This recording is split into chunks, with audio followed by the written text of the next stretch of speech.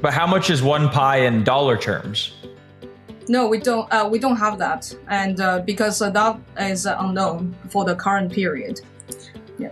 Well, and one thing to consider here, unrelated to the market conditions, is that as the base mining rate has been decreasing internally in the Pi blockchain, and it used to take you about 2 days to mine one Pi, and now it takes about 3 days to mine one Pi. So it is possible that down the line that the price for the KYC can go down to people who have to pay less than one Pi, but completely unrelated to the market. One Pi is attached to the value of all the labor people spend on validating this application. So you can't take the Pi out and send it to Coinbase and cash out. You can't. Okay, yeah, that's the point of the enclosed network. Enclosed network, yes. Wow, that's pretty interesting. And so, like, during the bear market, do you guys continue to see just as many people mine, or do people kind of lose interest and stop mining a little bit? No, we don't see any big difference. Completely unaffected. Yeah. And what is their, I guess, what is their incentive to mine? If the Pi network tokens don't have any monetary value, what's kind of the incentive for people to continue mining? Is it just because it's fun and there's a community and there's an experience behind it? Or, because I always viewed, like, you know, the incentive for people to stake or people to mine is because they could earn an income from it. Yeah, I think it's more of like we have the vision of building a utility-based ecosystem, and to really crack utility, it's not Rome is not built in one day. And to build a real ecosystem, you need a lot of infrastructure, and you need a lot of attempts to try what it will stick and what is the real use cases. And along the journey, in addition to mining, we also educate our community about the way to achieve long-term vision. And also, in essence, our network is, free to join to start, and more fair distribution. Unlike, many other conventional way in crypto that tokens are sold, we never sold any token, and 80% are for the community and the network. So it's basically a more fair participation into this ecosystem to build the ecosystem together. It's not just, we are not just we provide the thing for the community. It's all, the core team is only one participant of the network, and every user and member and developer have their responsibility to contribute to the network to build. And this network and ecosystem cannot be built in one day. And that's the mentality, and that's the spirit of Pi community. How long do you think it'll take? Is it like a 10-year, maybe a 20-year plan for this to kind of, come to fulfill the grand vision?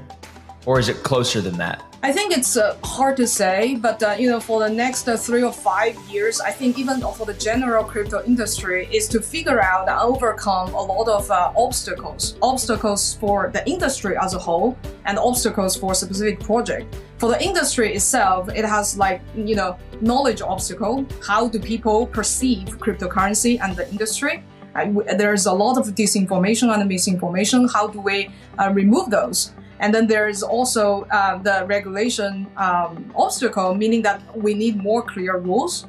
There is also the application obstacle. What the meaning is that we need to figure out how crypto or blockchain based service can integrate with everyday people's life to create actual use cases and useful services. So that people use it for its intrinsic value, not necessarily as only an investment tool.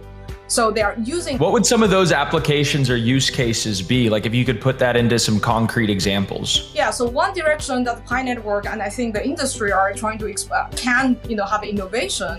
In addition to all this DeFi, the very native blockchain applications, is the social applications that integrate with cryptocurrency. I'm not just referring to NFTs or games, which is a booming vertical of the crypto space, but also using cryptocurrency to integrate of designing social applications, not just copycat of the Web2 type of applications, but using the incentive and disincentive systems of a cryptocurrency. Now you're at the time you can use the economic mechanism inside your app logic to create better content, to curate more high signal content than just in the information silo of machine learning.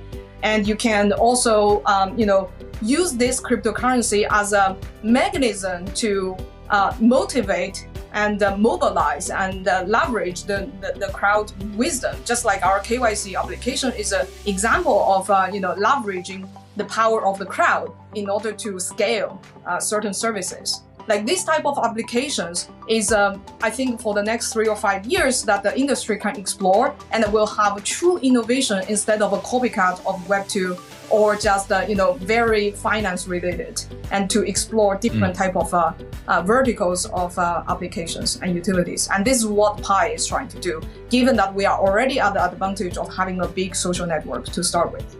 Yeah. So what do you kind of think of Elon Musk buying Twitter? And I just asked this because he tweeted out and was talking about, he goes, myself buying Twitter kind of expedites the timeline for X, the Everything app. And the Everything app is supposed to have, a crypto wallet integrated with it, and work and play and social and all this kind of stuff, along with payments. And it kind of sounds like that could be maybe even a competitor to Pi Network. Is that how you guys think about it? We don't see things as competitor. And this is so new. This is so new industry. Every type of innovation is welcome. And also the fact that, I don't know what Elon Musk thinks about this, but the fact that he, have Twitter and then also interested in crypto as demonstrated. The fact that these two, social network and also crypto, merged together seems to be in line with what I was describing just now.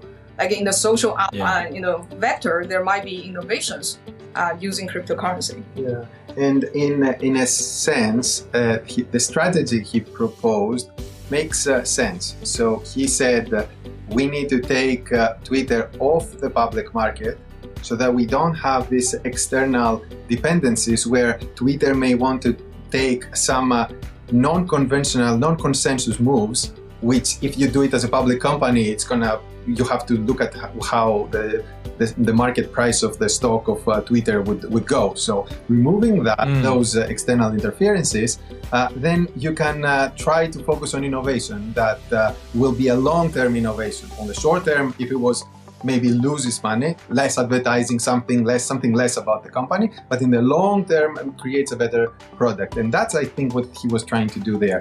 In a sense, this is similar to our strategy for enclosed network. So we have the enclosed network right now to completely eliminate all the possibilities of people trying to use Pi for quick success of X, of Y, of Z, and focus on long-term utility, long-term usefulness for the world. Mm-hmm.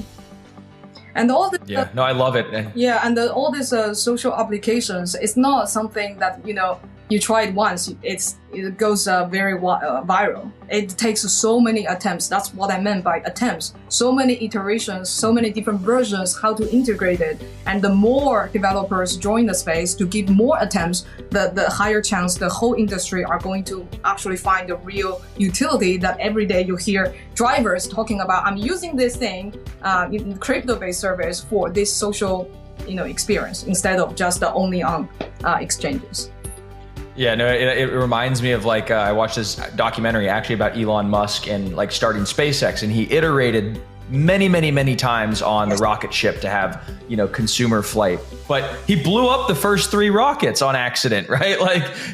So nothing's ever perfect the first time. But if you want to have true long-term sustainable innovation, I also love the analogy of, him taking Twitter off the public market, because the things that he'll do to that company after he purchases and go private, he will have if he still had public board members and public shareholders to a fiduciary obligation to them, the experiments that he would run and the innovation, while it might, affect the stock price negatively, it could actually be long-term, a net benefit. And it's pretty clear that that's what he's going to be doing. He's going to be doing a lot of experimental, fun, innovative things, a lot like what you guys are doing with the Pi network. And so I'm excited to see how everything turns out. I'm excited to download it and get Pi mining myself here. So guys, I really appreciate you coming on to the Crypto 101 podcast. If anybody who is listening is interested, they want to learn how to mine Pi, maybe get involved in the ecosystem, where can we direct them to? And we could link some stuff into the show notes. Minepi.com. Easy. Minepi.com. Yeah. How'd you guys land on the name Pi? P-I 3.14, right? Yes. Oh, I guess we're all geeks.